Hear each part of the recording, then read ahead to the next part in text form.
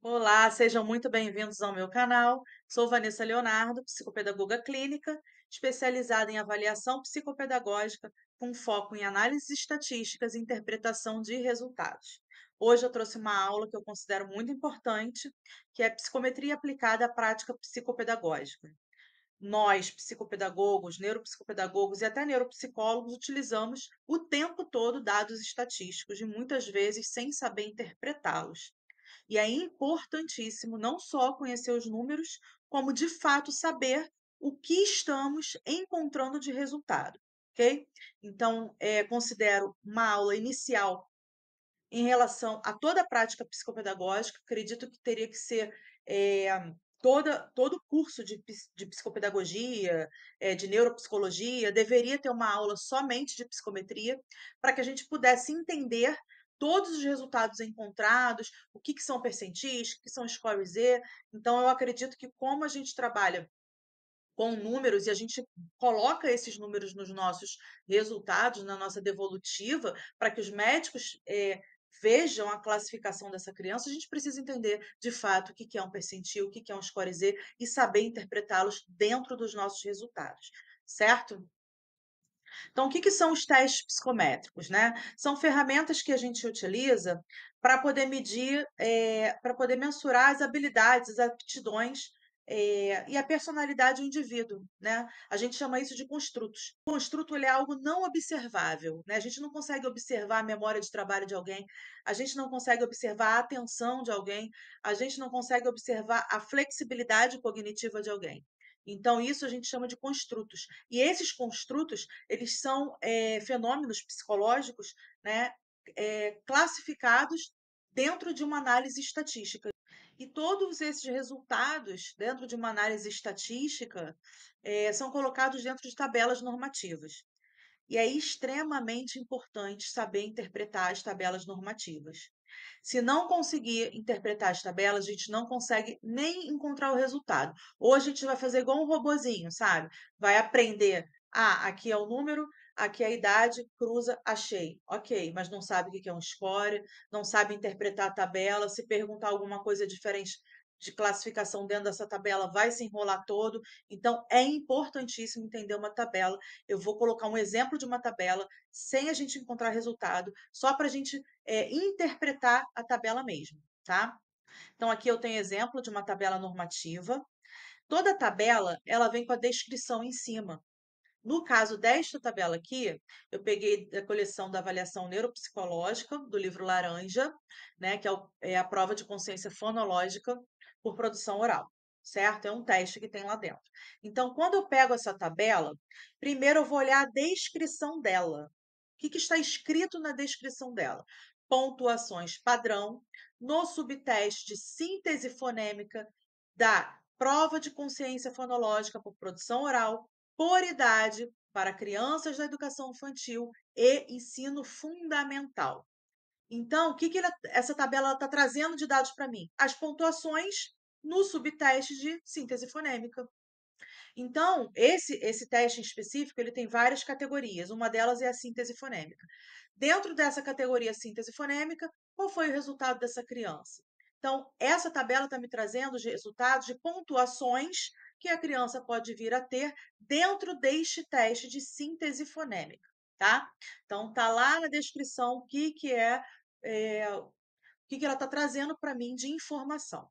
Então, eu olhei a descrição, já sei que se refere ao teste PCFO, já sei que se refere à categoria da síntese fonêmica, então agora eu vou analisar a minha tabela, tá? Então, eu tenho aí, eu costumo dizer que no meio a gente tem o recheio, que são os números, né? E a gente tem aí a parte horizontal e vertical da tabela. Na parte vertical da tabela, a gente tem em verde aí o score bruto. Então, o que seria o score bruto? A quantidade de acertos que essa criança teve nesta categoria. Então, na maioria das vezes, quase que 90% das vezes, todo score bruto que a gente tiver vai estar relacionado à quantidade de acertos. Isso o teste vai nos dizer, tá? Então, é importante conhecer o teste, obviamente, e saber que esse teste está me dizendo que o score bruto é a quantidade de acertos dessa criança. E aí eu olho para a parte, então, horizontal. né? Então, eu tenho a quantidade de acertos da criança, né, que é o score bruto, e na parte horizontal eu tenho as idades, de 6 a 14 anos. Então, vem escrito, olha, eu grifei de lilás. Idade. Então, olha o que que a tabela está me dizendo. Ela me dá a descrição da tabela. Que tabela é essa?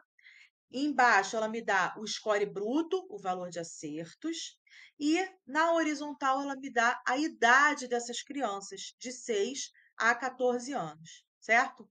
E aqui em amarelinha, porque tem crianças de 6 anos que ainda está na educação infantil e tem criança de 6 anos que está no ensino fundamental, então ele divide aí essas crianças, certo? E no meio eu tenho o recheio da minha tabela, que são as pontuações que eu vou encontrar daquela criança.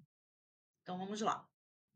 Agora que eu já sei interpretar, eu olho para uma tabela e consigo identificar os itens de uma tabela, eu preciso entender eh, rapidamente, sem entrar em muitos detalhes, né? Porque aí seria um curso mais longo, como que se elabora um teste? Não é simples, né? Um teste psicométrico, ele não é simples. Precisa se definir a população, se vai ser brasileira, portuguesa, espanhola, né? Precisa saber qual vai ser a amostra avaliada. Ah, vai ser crianças, vão ser adultos, qual a idade, enfim. O que que a gente vai avaliar? Qual o construto que a gente vai avaliar? Se é a memória de trabalho, se é a flexibilidade cognitiva, etc. E saber também como será a amostra e o número de indivíduos avaliados. Ah, eu vou avaliar 50 crianças de 6 a 10 anos, eu vou avaliar 80 crianças de 10 a 15 anos, então eu preciso definir. Então, quando eu penso em criar um teste psicométrico, eu tenho que saber qual é a população, eu tenho que saber qual vai ser a quantidade dessa amostra, qual é o construto que eu vou avaliar. Então, não é algo simples, para depois transformar tudo isso em dados estatísticos, tá? Então, por que que a gente precisa compreender, então, a estatística? Para interpretar os resultados dos testes, né? Então, quando eu sei o que que é uma média e um desvio padrão, eu consigo falar com propriedade sobre o resultado da minha criança. E a gente vai ver um pouquinho mais para frente como que a gente encontra, por exemplo, o score Z. Então, toda vez que eu preciso encontrar um score Z, eu preciso saber o que que é uma média e o que que é um desvio padrão, para eu de fato saber o quanto que essa criança ela está dispersa, né, ou distante dessa média, ou próxima, ou dentro dessa média. Então, eu preciso entender algumas definições para eu conseguir falar sobre os resultados da minha criança. Alguns testes eles vêm eh, com muita propriedade em relação ao score Z, né? Porque é uma métrica, inclusive, mais fidedigna. É uma métrica que é pouco usada, mas é mais precisa, né? É, e alguns testes ele vem justamente trazendo as médias e os desvios padrões para que a gente ache esse score Z, né? Que eu vou estar explicando daqui a pouquinho. Então é importante sim a gente, como psicopedagogo, pedagogo, neuropsicólogo, é importante que a gente conheça e saiba sim o que significa cada uma dessas métricas, tá? Então a gente tem aí como conceito básico a média, desvio padrão e essa distribuição de dados que eu vou mostrar para vocês também, tá? Bom, aqui eu tenho o exemplo de uma média. A maioria deve conhecer, né, o que que é uma média, né? Você pega o valor, vamos colocar aí. Vamos imaginar, vou pegar o exemplo que eu coloquei, ó. Imagine que você tem uma turma com 6 alunos, que eles fizeram um teste. Se a média for 70 e o desvio padrão for 10, significa que a maioria dos alunos tem as suas notas entre 60 e 80. Como assim, Vanessa? Não entendi. Então vamos lá. Eu tenho uma turma com 6 alunos. Embaixo tá assim, fórmula, né? Acompanha comigo, fórmula. Então eu tenho 6 alunos, um tirou 60, o outro tirou 75, o outro tirou 65, o outro tirou 70, o outro tirou 80 e o outro tirou 70. Então, eu tenho a nota de cada um desses alunos. Como que eu acho uma média para isso? Eu somo a nota de todo mundo e divido pela quantidade de alunos.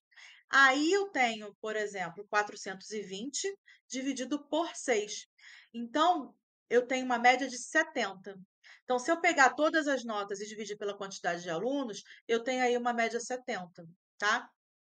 Então, na verdade, o que que é a média? É essa razão da soma, né, de todos os dados, no caso, que a gente calcula aí são as notas, dividido pela quantidade de dados que, nesse caso, são os alunos, tá? Então, eu teria aí uma média de 70. E o desvio padrão? O desvio padrão, ele serve para observar a distância de cada dado à média, tá? Então, eu tenho a média 70, o quanto... A média é 70. Então, eu tenho ali uma média no meio, né? Eu tenho ali uma média 70. O quanto que essa amostra está saindo dessa média? Então, existe um desvio padrão aí que a gente considera, tá? Dentro de uma possibilidade ainda de média. Então, na verdade, ele vai ver a dispersão dos valores em torno da média.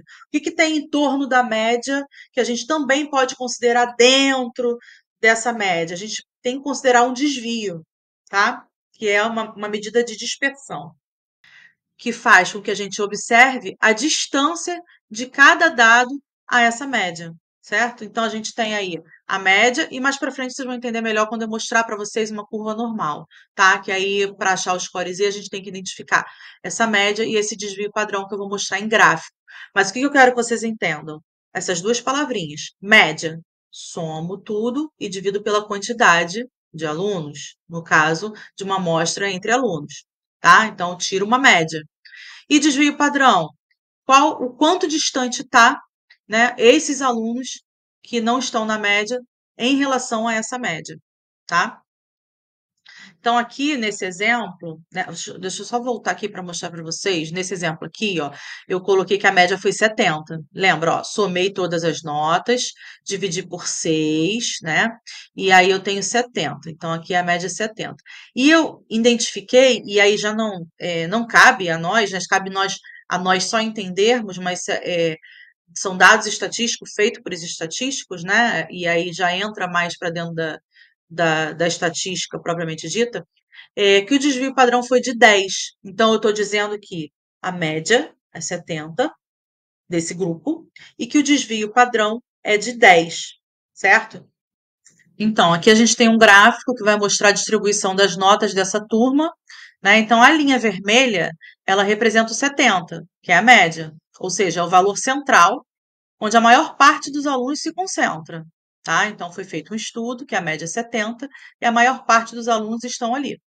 Quando eu olho para os valores ao redor, eu tenho aí 60 e 80, que é um desvio para cima e um desvio para baixo. Conforme ele fala, né, que o desvio padrão é de 10, então eu tenho que considerar aí 10 para cima e 10 para baixo, certo? Então, o que que isso significa? Que a maioria desses alunos que estão no gráfico, eles tiraram entre 60 e 80, né? Porque o desvio é 10. Então, isso vai me indicar que as notas não estão espalhadas, elas se mantêm aí próximo da média, tá? Se a gente tivesse um desvio padrão como 20, por exemplo, a variação seria bem maior e teria muito mais alunos com notas bem abaixo ou bem acima da média, certo? Então, o desvio padrão, olhando para o gráfico, ele vai nos mostrar o grau de dispersão dessas notas, certo? Aqui, no caso, como é 10, o desvio padrão, a gente tem uma variação moderada. A maioria dos alunos teve um desempenho parecido, né? Entre 60 e 80, aí, mesmo a média sendo 70. Então, se eu vou fazer um teste, por exemplo, que eu tenho essa métrica, e eu encontro um aluno que faz aí um score Z, por exemplo, de 20, eu já consigo imaginar que se a média é 70, entre 60 e 80 é considerado, né, devido ao desvio, dentro de uma média esperada, ele fez 20, eu já sei que ele está muito abaixo, tá? Então, essa é a ideia do teste. Então, a ideia dos scores é justamente essa, é a gente entender que existe uma média, existe um desvio considerado, né, para a gente poder compreender de fato o que que é um score e a gente partir, então, para dentro das métricas mais utilizadas, que é o percentil e o score Z, certo? Então, vamos lá. Aqui eu tenho o percentil. O que que é o percentil? É um score de ranqueamento. Tá escrito hackeamento, mas na verdade é ranqueamento, tá, gente? Desculpa aí o erro na hora de digitar. Então, aqui eu tenho uma imagem onde a gente tem vários bonequinhos representando um grupo de crianças. O que que o percentil faz? Ele vai dividir esse grupo em 100 partes iguais, para mostrar a posição de cada criança dentro dessa amostra em relação às outras. Então, veja, eu tenho aí a marcação do 5, do 50 e do 80, por exemplo. O que que isso significa? Que se uma criança ela vai estar no percentil 5, ela teve um desempenho melhor do que apenas 5% das crianças. Ou seja, ela está entre aquelas que teve um grau de dificuldade maior, né? Ou se eu tenho um grupo de 100 e ela está no percentil 5, por exemplo, significa que 95% das crianças tiveram um desempenho melhor que ela, tá? Então, se eu olhar, por exemplo, para as crianças do percentil 50, que é o meio, né, do grupo, vai significar o quê? Que a metade das crianças foi melhor e a outra foi pior do que ela, ou seja, ela é uma criança que ela está ali dentro de uma média, tá? Já no percentil 80, essa criança ela teve um desempenho melhor é, em relação a 80% das crianças que estavam também sendo avaliadas, tá? Então, só 20% foi melhor do que ela e ela foi melhor do que 80%. Então, gente, quando eu falo em percentil, o que que é importante a gente identificar, né? Se eu faço uma avaliação e eu tenho uma criança no percentil 30, 40, 50, como que eu interpreto isso? Se ela está no percentil 40, significa que ela está melhor do que 40% das crianças avaliadas. Ou seja, 60% está melhor que ela e ela está 40% melhor do que as outras que estão abaixo dela. Se eu tenho um percentil 70, significa que eu estou 70% melhor que as outras crianças e tem 30% melhor do que eu. O que que vai me dizer se eu estou numa média esperada ou não? O próprio teste. Cada teste ele tem a sua tabela de classificação. O TDE, por exemplo, eu não recordo agora a classificação, mas se eu não me engano, do 30, do 25 ou do 30 até o 70 ou 65, eu não recordo, ele considera dentro de uma média esperada. Então, se uma criança no TDE faz 40, ela está dentro de uma média, um pouco abaixo do esperado, mas ela ainda assim está dentro da média. Então, cada teste vai ter a sua classificação. Quando eu falo em interpretar os percentis, é porque eu preciso interpretar aonde aquela criança está dentro de uma métrica, dentro de um percentil, qual o rank dela entre as 100 partes, né? Qual é a posição dela entre essas 100 partes? Ela está no percentil 1, 2, 3, 4, 5, 10, 20, 30, 40? Então, se ela, por exemplo, fez um percentil de 60%, né?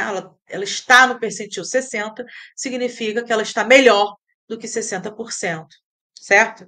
E aí a tabela do teste vai me dizer se esse 60 ele está dentro do que se espera ou não, através da tabela de classificações que cada teste possui. Tá bom? Então, aqui eu tenho um exemplo de uma tabela normativa. Lembra que eu falei que é importantíssimo interpretar a tabela? Peguei essa tabela da internet, então não é de um teste específico, né, que a gente tem a prática de usar. Então, eu peguei essa tabela justamente para a gente saber interpretá-la sem que a gente tenha conhecimento da tabela, tá? Então, tá lá, tabela 7, percentil total de pontos de atenção concentrada em função da escolaridade e para o total da amostra de crianças e adolescentes de escolas particulares N 143. Toda vez que eu tenho um N, é o número, é a quantidade de crianças avaliadas, tá?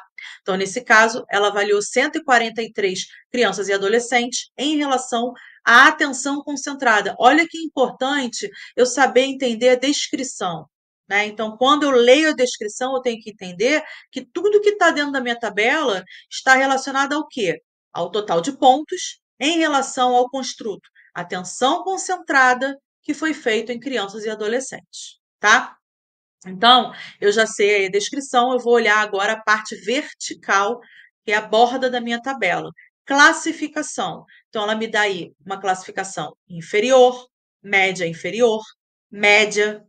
superior, superior, muito superior, média, desvio padrão. Todo teste, né, mesmo que ele tenha percentis, ele vai ter sempre a média e o desvio padrão, né? Qual é a média esperada para essas crianças e qual o desvio padrão considerado, tá?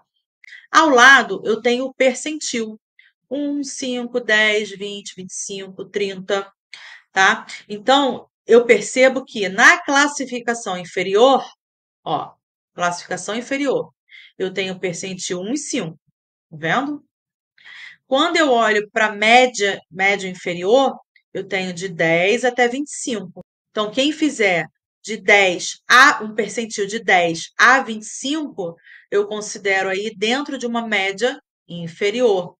Ah, é inferior? Sim, mas ainda assim está dentro de uma média, tá? Então, isso é importante. Na classificação dentro da média, eu tenho aquelas crianças que fizeram 30 até o 70, tiveram no percentil 30 ao percentil 70, e por aí vai, tá? Então, eu consigo interpretar desta forma. Então, fiz lá, vou pegar um exemplo, né? Fiz lá um teste para uma criança do segundo ano, né? A gente tem aqui na tabelinha a classificação e o percentil, conforme eu mostrei na parte vertical, e temos aqui na parte horizontal em cima o ano, segundo, terceiro, quinto, sexto, tá vendo? Então eu tenho aqui em cima os anos e eu tenho na lateral os percentis. Dentro eu tenho os números, que é o meu recheio da tabela, que aí são as pontuações que as crianças fizeram, tá? Então, vamos supor que no segundo ano, eu olho aqui para a coluna do segundo ano, eu fiz o teste na criança de atenção concentrada e ela fez 27 pontos. Então, ó, segundo ano, vou descer a minha coluna do segundo ano e vou encontrar o 27, porque ela fez 27 pontos. Se eu correr o meu dedinho para o lado esquerdo, eu vou ver que ela está dentro de um percentil 60. Então, ela fez 27 pontos, então ela está dentro do percentil 60.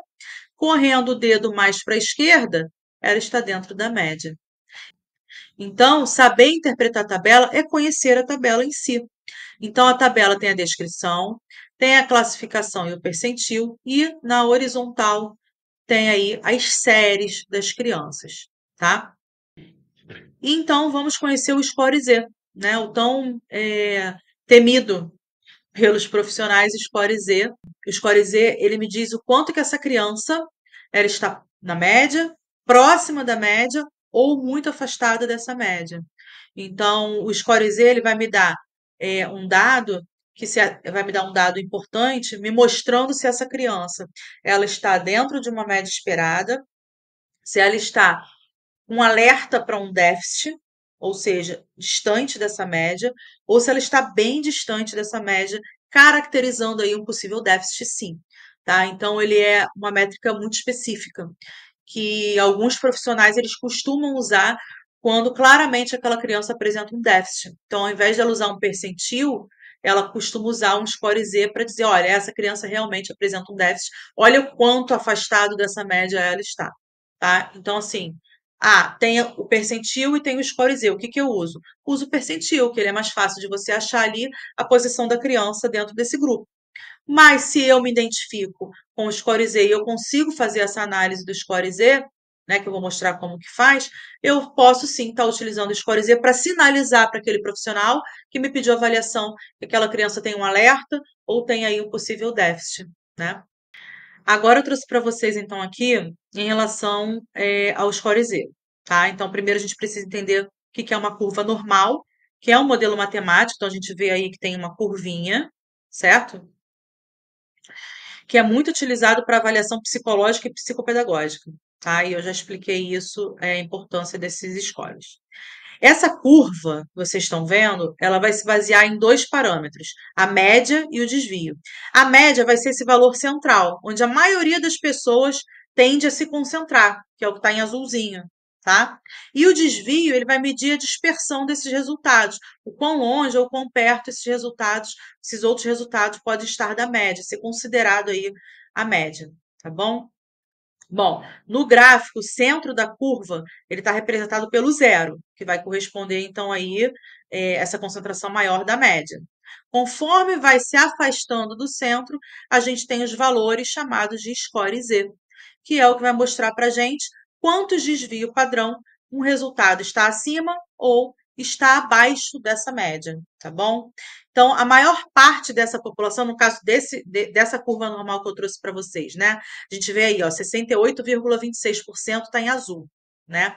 Então, a maior parte da população, que é 68,26, está dentro de um desvio para mais ou para menos aí entre menos 0,9 a 0,9 positivo, certo? Então, entre isso é uma classificação básica e padronizada, tá?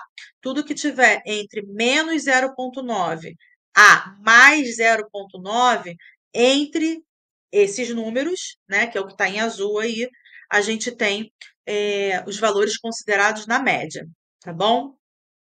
Bom, se a gente olhar então para a área extrema da curva, a gente vai ver -2, -3, +2, +3. Então, essas pontuações, elas são os casos mais raros, né? Indivíduos que estão muito abaixo ou muito acima dessa média esperada, tá? Então, se eu faço uma análise, por exemplo, desses 68%, eu tenho 0,3, e lá no -3, eu tenho 0,3% que está muito afastado dessa média para baixo, negativo, né? Então, provavelmente tem um prejuízo considerável, tá? Então, essa é a ideia da curva normal. É mostrar para gente o quão distante e o quão próximo essa criança que eu quero avaliar, ela está em relação à média, tá bom? E como que eu calculo, então, esse score Z, né? Esse score Z ele é calculado através de uma fórmula. É uma fórmula padronizada também, tá?